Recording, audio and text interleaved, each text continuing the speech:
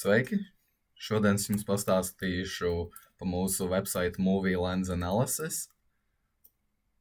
Šeit var pirmajā lapā redzēt, kādi requirementi ir vajadzīgi šai lapai. Un uzspiežot pogu Get Started, jūs pārējat uz lapu, kur var ielādēt CSV datu. Mūsu lapa jau strādā tā, kad automātiski ielādē šos reitingus un filmas, bet var arī uzspiest Movie Lens datasets, oficiālo, kas ir pirmais links zilajā krāsā. Uzspiežot to, viņš jūs pārvedīs uz šo lapu, kas tagad ir redzama, un šajā lapā būs redzami vairāki šie reitingu faili, kurus var ielādēt un ielikt.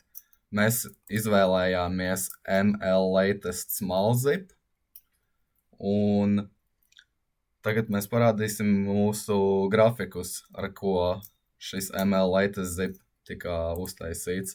Tātad pirmais Data Visualizations, Rating Distribution. Tātad mēs varam redzēt šo grafiku.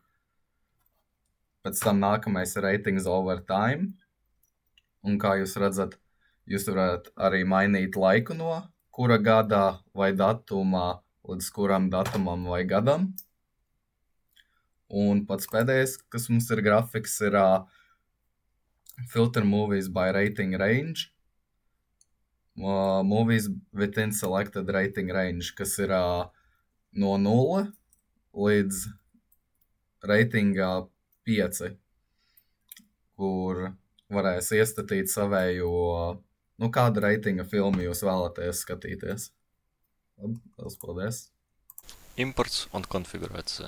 Importa nepieciešamas modulis darbam ar OSCV, SQLite un Flask. Izvedu Flask lietotni ar slepnu asvegu, norodam databāzes ceļu. GetDB connection izvede savienojumā ar datubāzi. InitDB izveda tabulas rating movies upload info, ja tas nepastāv. Maršruti. Galvenā lapa index HTML. Upload CV failu augsts pielādē ar vērtījumiem. Dzēš datus no rating, ielaidi jaunus no CV un saglabā informāciju par failu.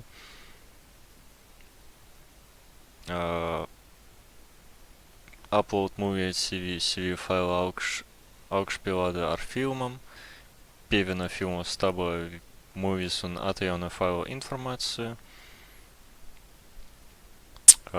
Clear upload izdes datus no ratings movies un upload info. Visualization ģenerē vizualizācijas datus, vērtījumi sadalījumu, video vērtījumu pa mēnešiem.